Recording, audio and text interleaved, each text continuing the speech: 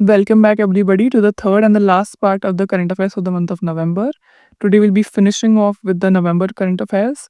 And just to remind you guys, आज का video post होने के बाद all the current affairs slides and notes will be provided to you on the Barracks Buddy Telegram channel, where you will also find very well curated notes covering everything that you need to know for all your subjects for your NDA, CDS, AFCAT, any other defense examinations that you're giving this year. And I would recommend that you go check them out as soon as possible. Okay, moving on to our first question. Which of the following books received the Booker Prize 2024? इसका answer है सी orbital. इसकी writer है Samantha Harvey, who is a British author. And जो Booker prize होता है, it is a literary award that is very prestigious in the writing community. The next question is, which department was established by US President Donald Trump and who heads it? इसका right answer है B, department of government efficiency. Elon Musk and Vivek Ramaswamy are heading this department. हमारा अगला question है, OIC and Arab league का joint summit 2024 में कौन से city में हुआ था? ओके, इसका राइट आंसर है सी, रियाद. रियाद में हुआ था. OIC is the organisation of Islamic cooperation and Arab league, इन दोनों ने साथ में ये समिट को होल्ड किया था. Organisation of Islamic Cooperation is a summit where that has 57 member states and इसमें 47 मुस्लिम मेजॉरिटी स्टेट्स हैं. I think that is all you need to know here. अगला क्वेश्चन है, where has Amazon announce the establishment of its future engineer maker space? New Delhi, Bengaluru, Hyderabad and Pune. इसका right answer है बेंगलुरु. ये हमने बेंगलुरु में establish Amazon करने वाला है. नाउ इंजीनियर मेकर स्पेस क्या है? Engineer maker space is basically, maker space means ये लोगों को टूल्स एंड फैसिलिटीज देगा that is relevant obviously to engineering to help them upskill themselves in engineering. So these include like any tools and facilities that help them in their process of prototyping or building something or designing something. तो ये वो सब सबको provide करेगा. For ये जो Amazon build कर रहा है बेंगलुरु में, it will specifically have utilities for AI and 3D printing. That is it's focus. Okay. Next question. By how much has India's renewable energy capacity increased in the last year? इसका right answer है ए. 24 gigawatt से 203 gigawatts पे हम पहुंच गए हैं. Renewable energy, as the name suggests, is energy from sources that are renewable, जो diminish नहीं होते हैं, बार बार replenish होते जाते हैं, and it is sustainable in the long run. And इसके sources क्या है? Sunlight, wind and tides. These are some of your renewable energy sources. India में हमने आपको थोड़े sources दे रखे हैं, wind power, solar power, and there is a list of other renewable energy sources in India. Next question is, what significant step was approved by the Home Ministry for the CISF? इसका right answer है, इस साल CISF ने अपना पहला formation of first women battalion approve किया गया home ministry से. Now just to revise some things, हमने यहाँ पे आपको important positions दे रखे हैं and who are currently occupying them. Supreme Commander of the Forces is obviously the President of India, who is currently President Draupadi Murmu. हमारे Minister of Defense is Mr. Rajnath Singh. Chief of Defense Staff is General Anil Chauhan. And Defense Secretary is Mr. Rajesh Kumar Singh. अगला question, which missile was successfully test fired by DRDO off the Odisha coast? Agni 5, BrahMos 2, LRLACM and Prithvi 3. इसका right answer है C, LRLACM. अब LRLACM का full form क्या है? It is a long range land attack cruise missile. Now as the name suggest, ये long range है. इसका range is over 1000 kilometres. Land attack cruise missile है. And let me tell you, it is developed by DRDO for all 3 of our forces, air force, army and navy. तीनों के use के लिए इसको develop किया गया है. Okay, now we have given you some features इस मिसाइल के बारे में, if you want to get into depth of it, but जितना रेलेवेंट था मैंने आपको बता दिया है. अगला क्वेश्चन है, where will PM Modi inaugurate the first Bodoland festival? इसका राइट आंसर है सी, न्यू दिल्ली। तो ये जो फेस्टिवल है, it is a cultural heritage festival of the Bodo community, and ये मोदी जी न्यू दिल्ली में इनॉग्रेट करेंगे। अगला क्वेश्चन है, which Indian city became the first to win the global sustainability award? तो इसका राइट आंसर है B, Thiruvananthapuram. Thiruvananthapuram is India's first city जिसको ये अवार्ड दिया गया है। ऑब्वियसली सस्टेनेबिलिटी के लिए है ये, क्योंकि त्रिवुवनंतपुरम ने अर्बन डेवलपमेंट में they have been showing sustainable initiatives. अगला क्वेश्चन है, दिल्ली पुलिस का ऑपरेशन कवच 6.0 का फोकस क्या है? इसका राइट आंसर है B, narco criminal crackdown. Narco, as you must have guessed, it's related to your narcotics. यहाँ पर जैसे लिखा है, दिल्ली पुलिस ने इसको ड्रग रिलेटेड क्राइम्स को टैकल करने के लिए ये ऑपरेशन लॉन्च किया है। And that is all you need to know here. It has been launch across 15 districts. And हमने आगे आपको थोड़े से ऑपरेशन दे रखे हैं जो इंडिया में हुए हैं and why they have been done. Next question, who has been appointed as the new chairman of Indian Oil? इसका राइट आंसर है B, Mister Arvinder Singh has been appointed as the new chairman of Indian Oil. अगला question, ISRO has signed an MOU with which institution to set up a research center focused in fluid and thermal sciences? इसका right answer है हमारा सी, IIT Madras. ISRO ने IIT Madras के साथ they will collaborate and they'll set up this center which will focus on your studying your fluid and thermal sciences. अगला question, Fortune inaugural list of 100 most powerful people was topped by who?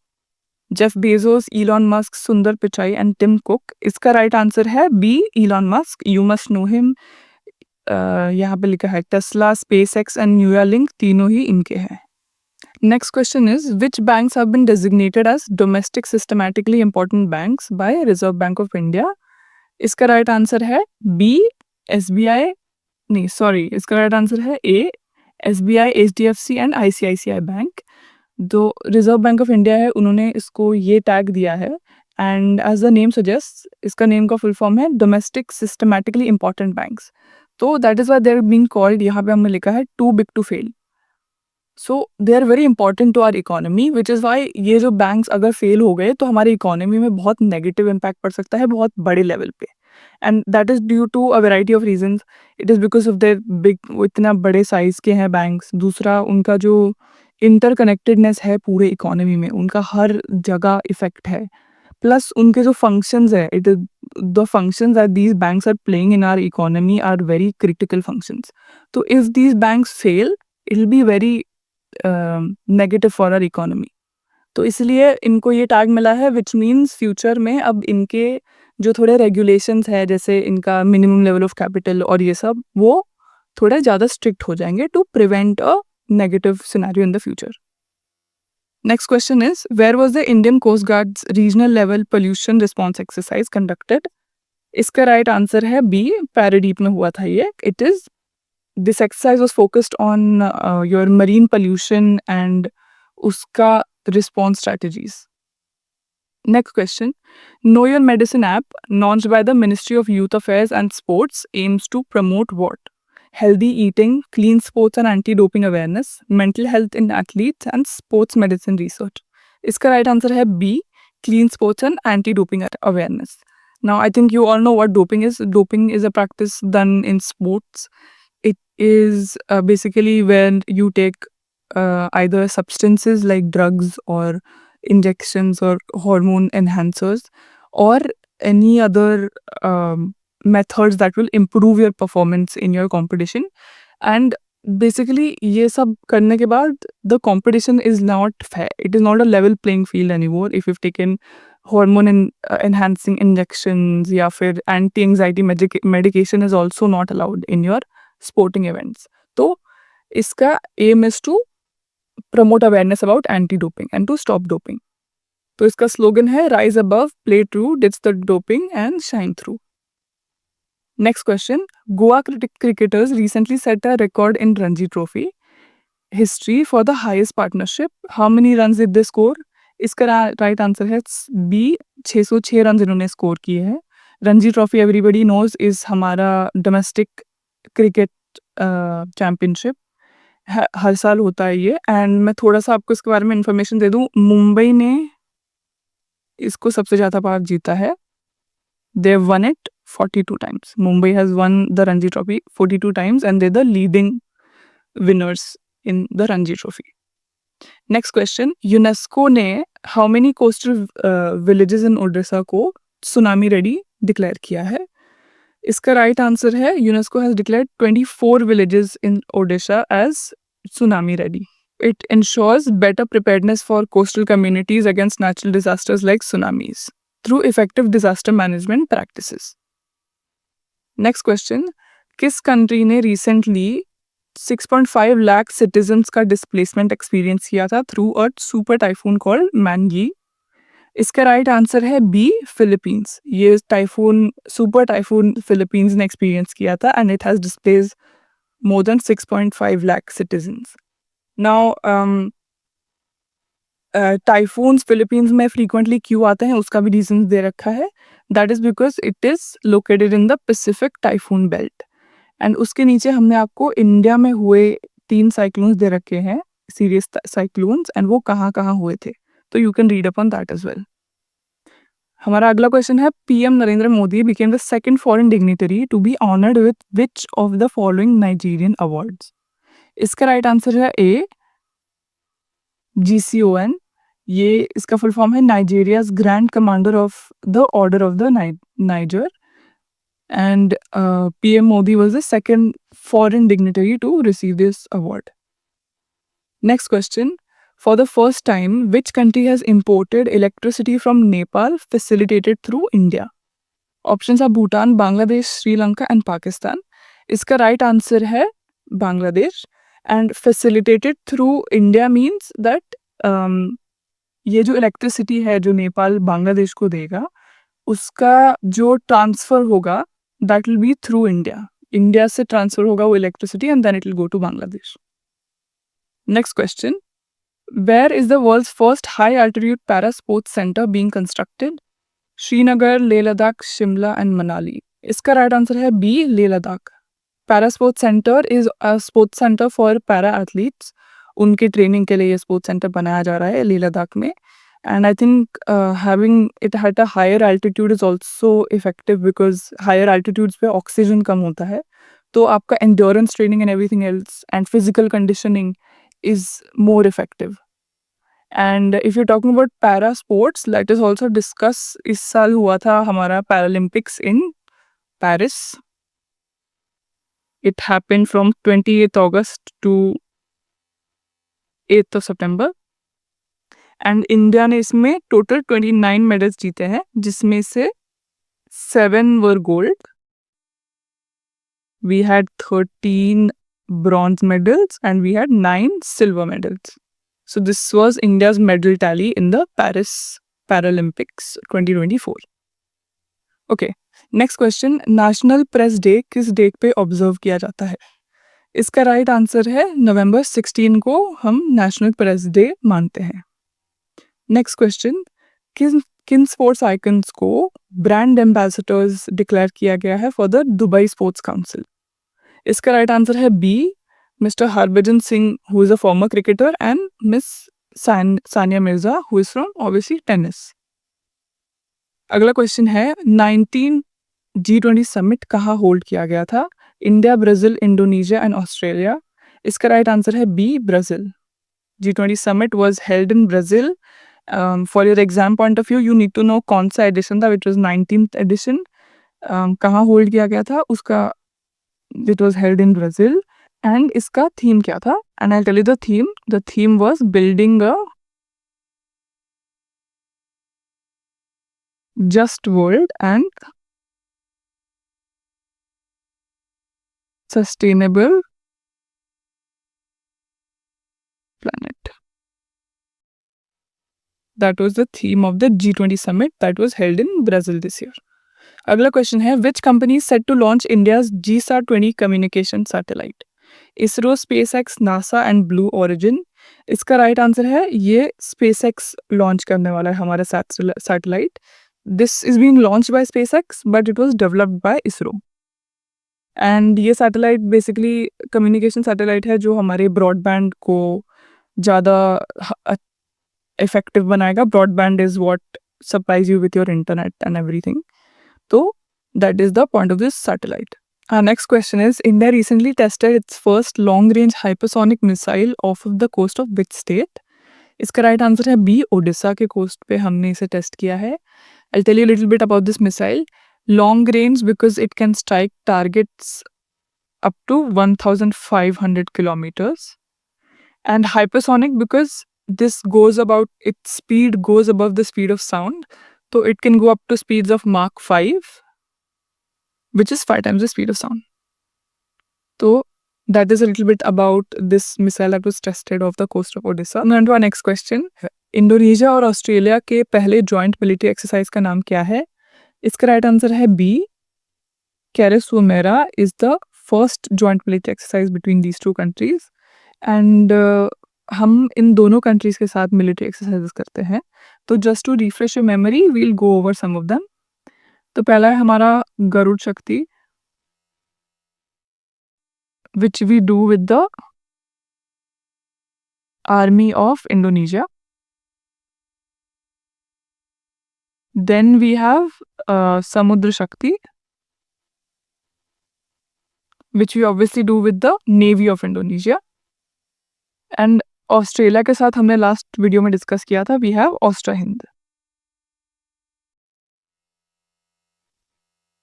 So these are few of our exercises with these two countries. Moving forward, Victoria Kerr, who recently won the Miss Universe title, is from which country? Which country did she represent? Sweden, Denmark, Norway and Finland. इसका right answer है Denmark. She is actually the first Danish woman who has won the Miss Universe title. हमारा अगला question है, who has been appointed as the new Secretary General of Interpol? इसका right answer है सी, वेल्डेसी उर्क्विज़ा को interpole का नया secretary general बनाया गया है। Interpol is obviously your international crime and police organisation जो अलग अलग कंट्रीज़ के पुलिस फोर्सेस के साथ कोऑर्डिनेट करता है to get information and coordinate the apprehension of international criminals. तो अगले क्वेश्चन पे मूव करते हैं। India and Japan recently sign an agreement for which technology to strengthen the Indian Navy? Artificial intelligence, unicorn technology, hypersonic technology and cyber security technology. इसका right answer है B, unicorn technology. Unicorn stands for unified complex radio technology. तो ये basically एक advance technology है जो navy को communications में help करेगा। अगला क्वेश्चन है, what is the name of the operation launch by the Department of Science and Technology, Government of India? इसका राइट आंसर है B, operation Dronagiri. And this is focusing on leveraging scientific advancements for national development. हमारा next question है, Guru Ghasidas Tamor Pingla wildlife sanctuary which was recently given the title of India's 56th tiger reserve is in which state? इसका right answer है B, Chhattisgarh में है ये। यहाँ पे India का 56th टाइगर रिजर्व है। अगला क्वेश्चन है, what is the scientific name of the king cobra which is recently recognised?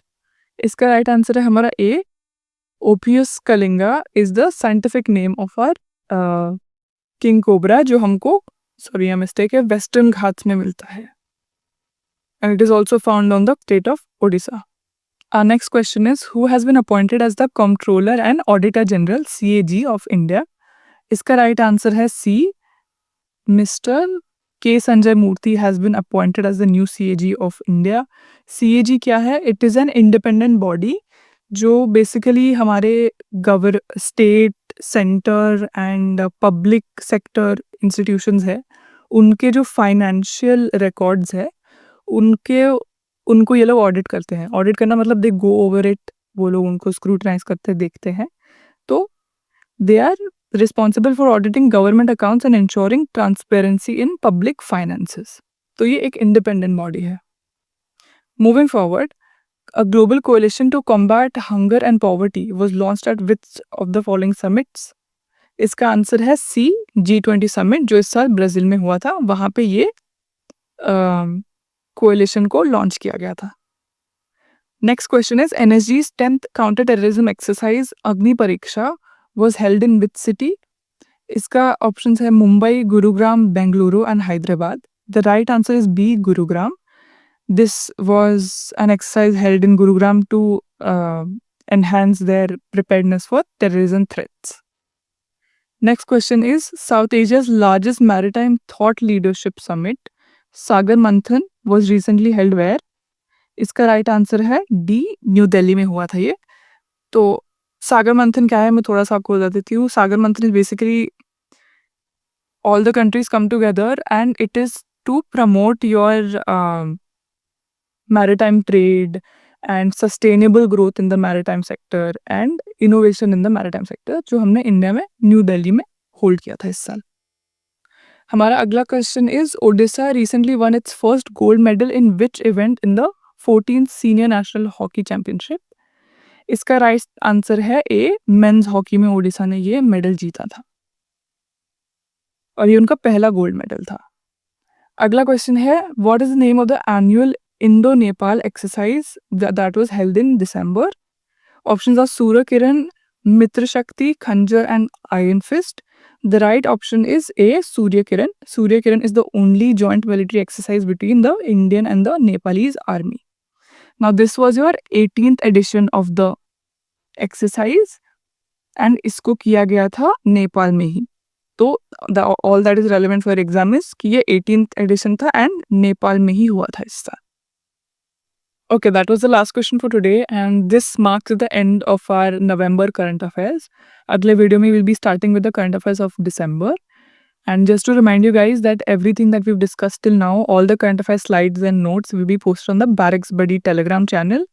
So I recommend that you go check it out. वहाँ पे you'll also find very comprehensive subject-wise notes that cover everything that you need to know for your exam. So I would recommend that you go and check it out once. And I'll see you in the next video.